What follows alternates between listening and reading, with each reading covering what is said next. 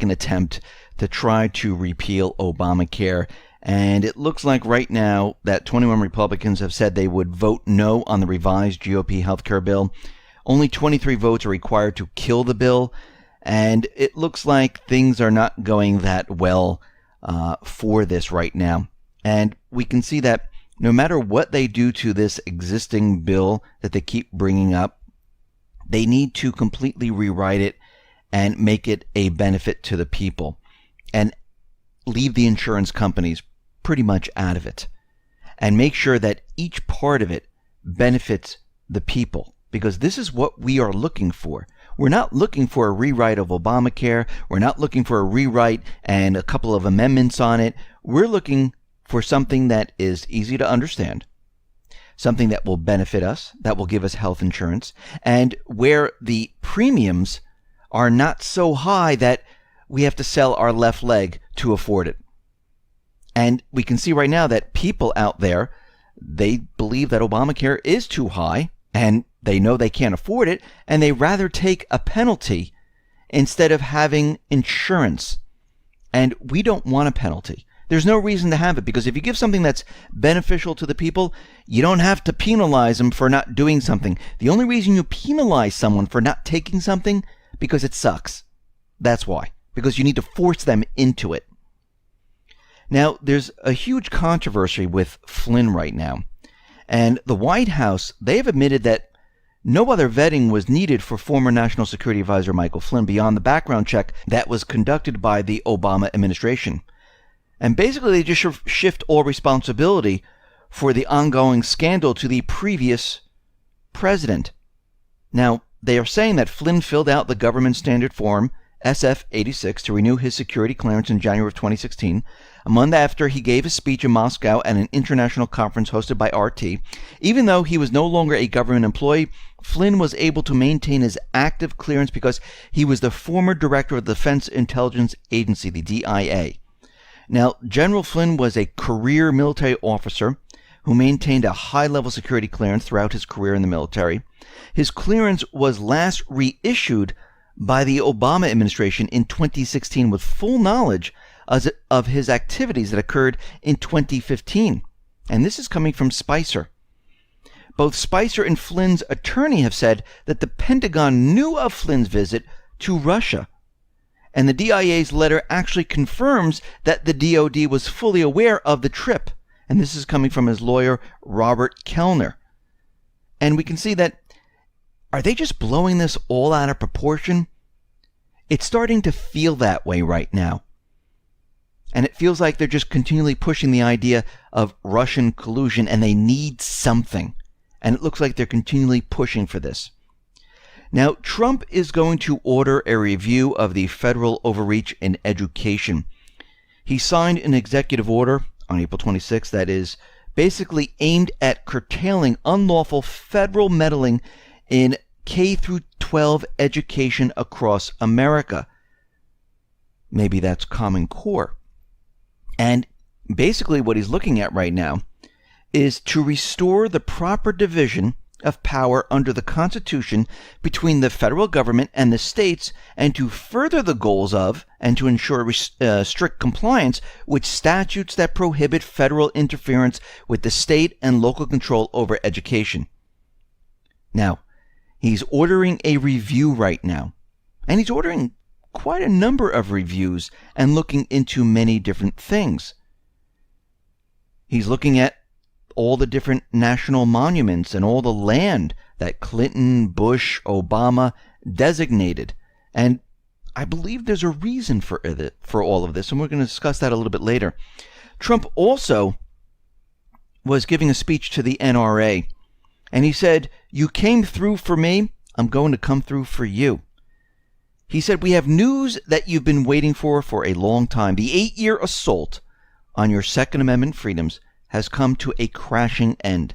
No longer will the federal agencies be coming after law-abiding gun owners," he said. "We want to ensure you that the sacred right of self-defense of all our citizens, and observed, the right of self-defense is essential to public safety." He said, "Our police and sheriffs know that when you ban guns, only the criminals will be armed." Trump then made the promise, I will never, ever infringe on the right of the people to keep and bear arms. Freedom is not a gift from government. Freedom is a gift from God. Now, this is what everyone's been looking at for a very long time, because we knew under the other administrations, especially Obama, they were pushing gun control very, very hard. This is why we saw all those mass shootings during his presidency. This was all done and created by the intelligence agencies to push gun control. Now, there were other factions that were working with all of this going on, and some of the false flags, well, they had some mix-ups where they were looking at terror, then they wanted gun control, but it didn't fit into the story that they were trying to tell, and things really didn't go well because there were a lot of different factions trying to get their agenda through. Now, something very interesting happened. We know that there are many individuals in the Trump administration that people are questioning, like all these Goldman Sachs individuals, Nikki Haley, and the rest, saying, why are these individuals here? Why does he have Jared Kushner in there instead of Bannon? It doesn't make sense. And it really doesn't make any sense.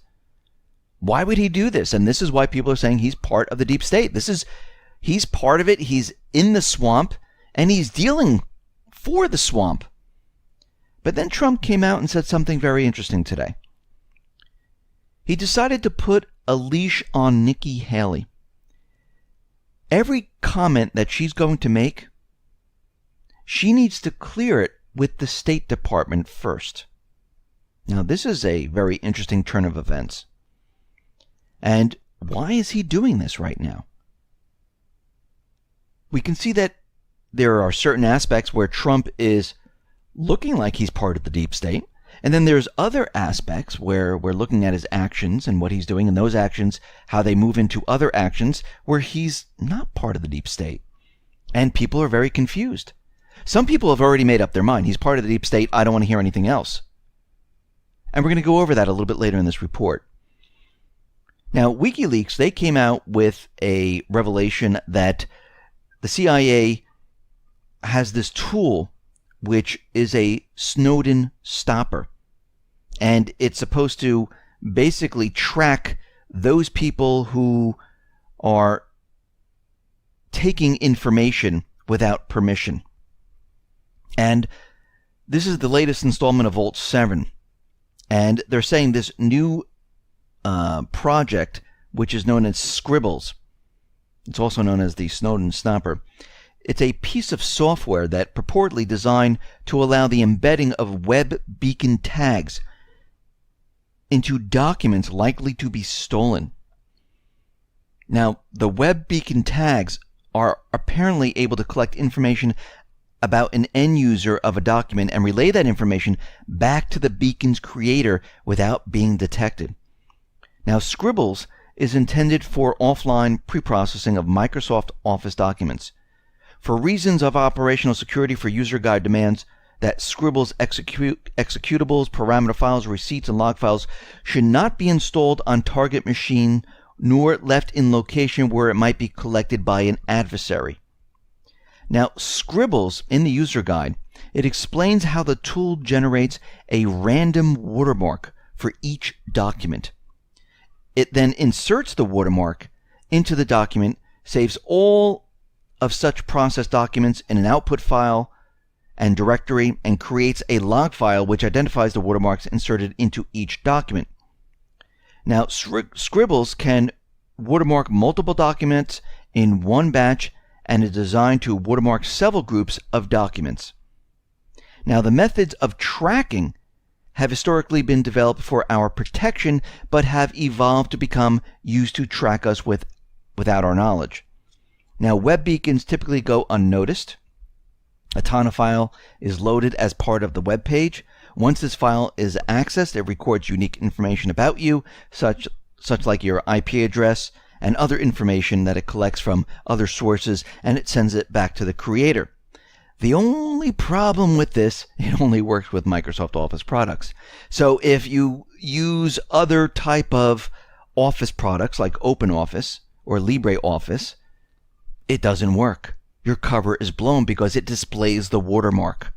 And this is a huge problem because not everyone uses Microsoft Office. And once you know this, you know to use other products. And this whole system is then a waste. The NSA did something very interesting today.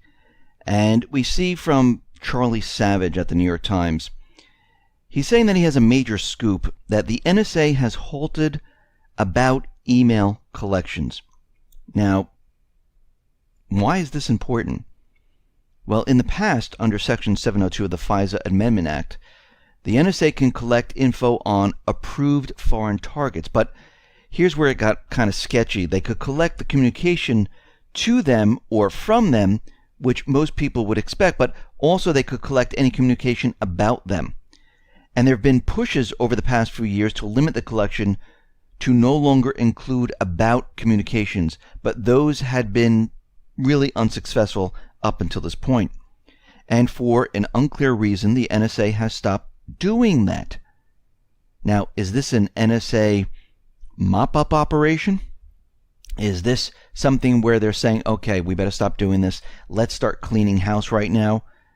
And are they destroying evidence of all the unconstitutional collection that they've been doing?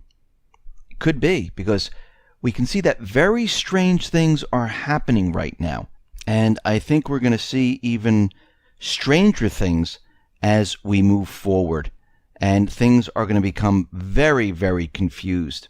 Now, it looks like the case against Hillary and her email server, well, it looks like things are not going well whatsoever. Paul Combetta, who was actually responsible for wiping her private server clean with BleachBit, acknowledged he was aware of a congressional subpoena demanding the preservation of all records. Was looking like he'd be the fall guy, but it looks like James Comey came out and he gave him immunity.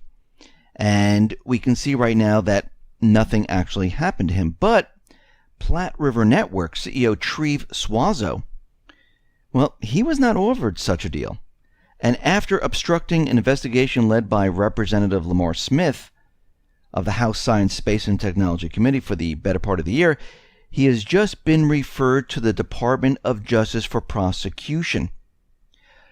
Because what has happened here is that multiple subpoenas and letters from the Congressional Investigation Team went unanswered by Platte River, prompting Smith to refer the case to the Department of Justice for criminal prosecution. Now, congressional investigators allege that the company is guilty of failing to produce key documents, making false statements to Congress, and of obstructing the investigation into Clinton's server. And at least 2 subpoenas issued by the committees, well, they weren't answered by Platte River. As one committee aide noted, this is atypical. There were absolutely zero negotiations. There was no willingness on the part to discuss whether any information they would provide would satisfy the committee's request. It was just the company, with counsel, refusing to discuss the matter. And we're going to have to watch this to see what happens with this case. Does it go someplace? Do they start a major investigation? And because we know if they start this investigation, it's going to move into other areas as they continually investigate. Now, out in Montenegro, we see that their parliament, they approved NATO accession. And we can see right now that they're going to become part of NATO. And this is exactly what the globalists actually wanted. Rand Paul objected to this, and this is when John McCain came out and said that Rand Paul was working for Putin.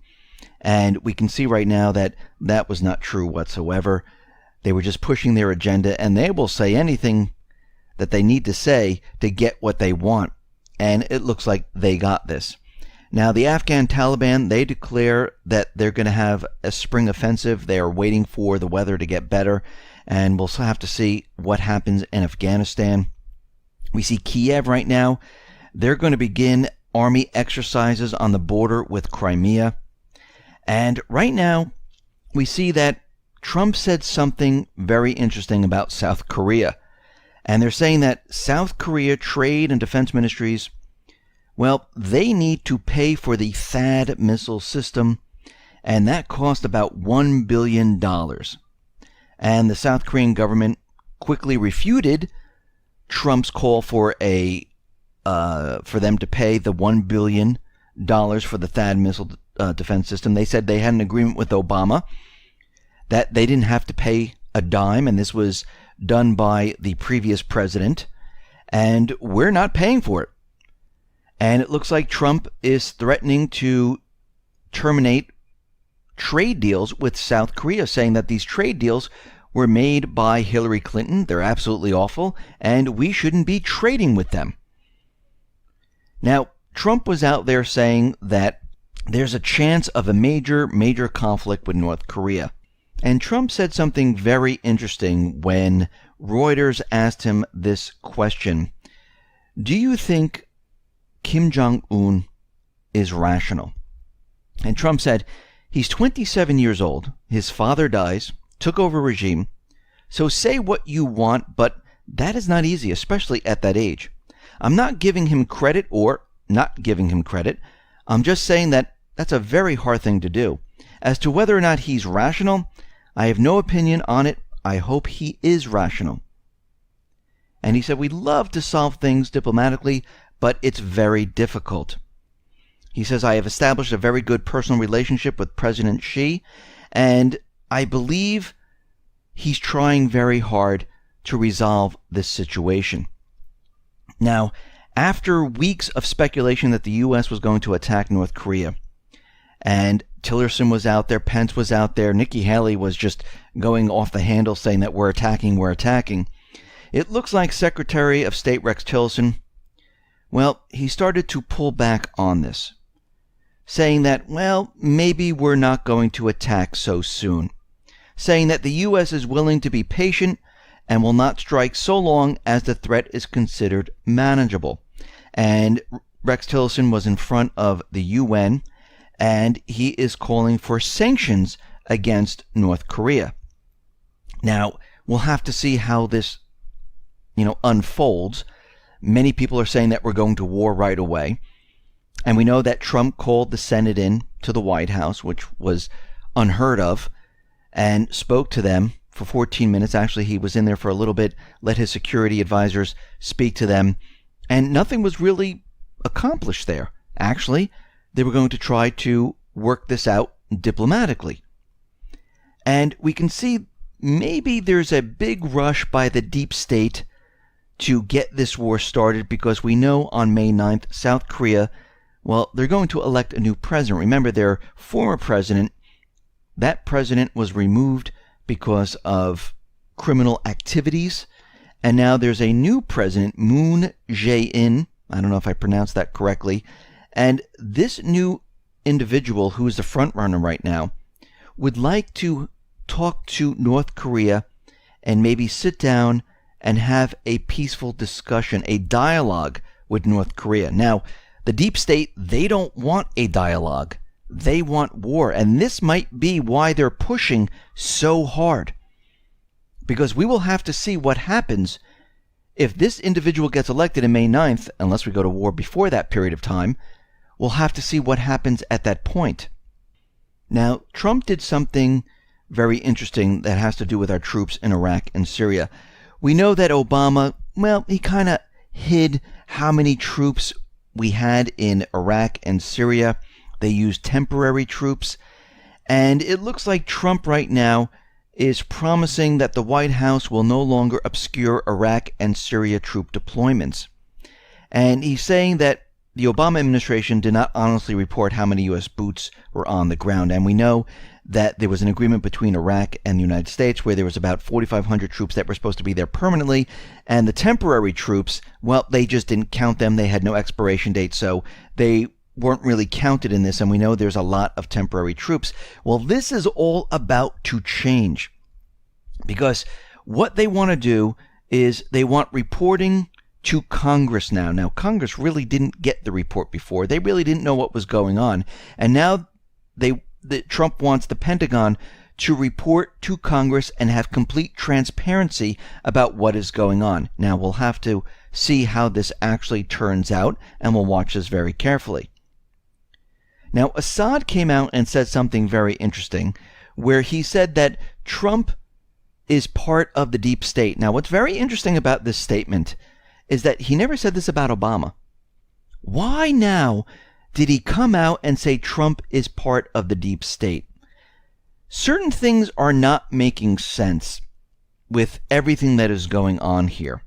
And we need to break down exactly what is going on. Now, there are people that think that Trump is part of the deep state. And I want to look at both sides because during his presidency, he said he was going to do a lot of things.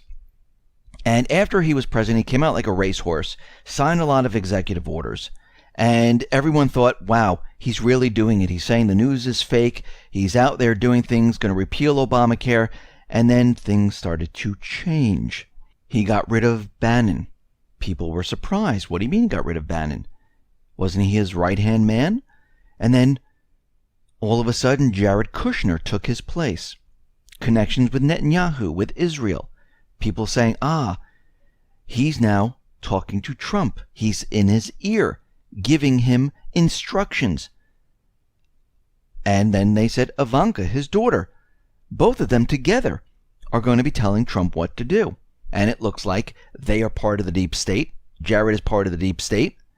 And they're going to be telling him how to run the presidency. Now, people say, well, I didn't vote for Jared. I didn't vote for Ivanka. I voted for Trump. That is true. And all of a sudden, we had this chemical weapons attack in Syria. We know it was a false flag. And then Trump decided, you know something? I'm going to be firing Tomahawk missiles into Syria. And the corporate media, they were clapping, yes, he's the president, and they went on and on and on. And people were shocked, like, oh my God, he just went ahead with this false flag and fired Tomahawk missiles at an air base in Syria. Now, we can see right now that this was just crazy. And everyone was talking about, yes, we're going into Syria. Then all of a sudden, North Korea. That whole situation was heating up. North Korea was firing missiles, they're having nuclear weapons, and the corporate media just went crazy. And people said we're going to war. And all we hear about is how we're going to war, troops are getting ready, the aircraft carriers are being moved in, and the corporate media is continually pushing the propaganda. Then Trump said he was going to cancel NAFTA, he was going to repeal Obamacare, he was going to do all these things. And then he decided to negotiate NAFTA. Well, we discussed that yesterday. There are some caveats about NAFTA where Congress passed some laws. We'd have to go back to Congress and actually try to undo that kind of stuff. And repealing Obamacare is turning out to be a lot tougher than he actually thought. People saying that he's flip-flopping and he's part of the deep state and that's it. And yes, looking at this, it looks like he's part of the deep state. Now, I'm not saying he's part of the deep state or not part of the deep state. And then we look at the other side.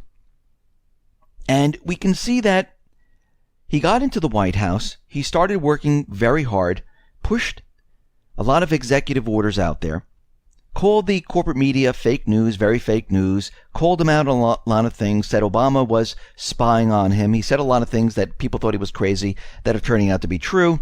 And then the chemical weapons attack happened and things completely changed. And then people said, well, wait a minute. He got rid of Bannon. He's no longer with us. He's against us. He's part of the deep state. And then I started to think to myself, you know, if I was going to get rid of the deep state, if I was going to make America great again, what would I have to do? Now, I know going in there that most of the news that comes out of the corporate media is fake. We know the intelligence agencies, they have really dug themselves in over the years.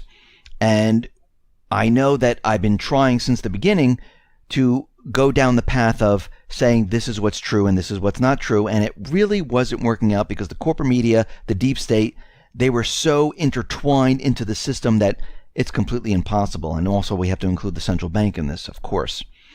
And he knows the economy's falling apart. He said it many, many times. So what would he do? What would you do? I mean, many people think, well, I would just go in there and I tell everyone what to do. Well, you know that's not going to work. How would you go about making America great since the deep state, the central bank, has corrupted our system? Now, he went in there and he tried calling everyone fake news and stuff, and the corporate media was just not going along with it. They fought him every inch of the way. So the way I'm thinking of it, how would I do it? Well, I know the economy's terrible. I know it's going to crash. I would blow up the bubbles. I would create trade wars. I would sign as many executive orders undoing everything Obama did, disrupt the global trade system that are in place right now with all these trade wars and things, not really care about if there's a shutdown of government, because he understands that if the government shut down, people will know that the government really isn't that important to everyday life of the everyday person. And he would start demanding countries to pay for their share of everything, like he is doing. And he would try to expose the corporate media, bring them out to show everyone that they're part of the deep state. And while he was doing this, go after the Islamic State, go after the CIA, go after the intelligence agencies, and do this throughout the countries that they were in. Because who's really causing the problems in all these countries, in Somalia, in Sudan, in Afghanistan, in Syria? It's the terrorist groups, it's the CIA. And have the CIA and other agencies go into mop-up mode to cover their tracks. We're already seeing it with the NSA. We're already seeing it in Syria, where they're bringing in special teams to remove the Islamic State and their information. Now, he can only do so much with executive orders. Obamacare, NAFTA, not going to work. He's even out there saying he's going to get rid of the Ninth Circuit Court. Now, this is all after the crash, because it will be a lot easier to say, listen, look how we had this before. It didn't work. The system came crashing down. We need to change it. So he's reviewing everything. Let's review education. Is the federal government overreaching? Let's look at all the natural resources and all the land that Clinton, Obama, Bush all placed. Let's see why they did this. Let's let the people have their Second Amendment rights. Everyone is allowed to be armed. And we can see this is what he's doing right now. I mean, if you were in his place and you just couldn't come out and say what he was saying because it wasn't working, how would you do it? Now, do I think we're going to go into war? The only way I think we're going to go into war is if the deep state does it. If they try a false flag. That will be the turning point where Trump will have to say, okay, we know the deep state did it. This is fake. And he's going to have to come out to the American people and actually say this. Maybe this is part of his plan. Maybe this is how it will end up. But if he goes to war, if we end up in a war with North Korea, with Russia, with China, we know for sure that he's with the deep state. Now, from everything that he's been doing, all the actions and everything that we've been seeing, well, it doesn't look like that. It looks like he is doing what he needs to do to flush the deep state out, to bring back the system, make the promises for after the crash. Because I tell you right now, there's nothing you can do with this economy, with the system the way it is. It's too tied up, entrenched in that deep state system. The only way you can get rid of it is to clear it all and then bring it back online, which is called a default. And it looks like maybe this is what he's planning. Listen, everyone, thanks a lot for listening. Be well, be safe, and especially be prepared. Thanks a lot.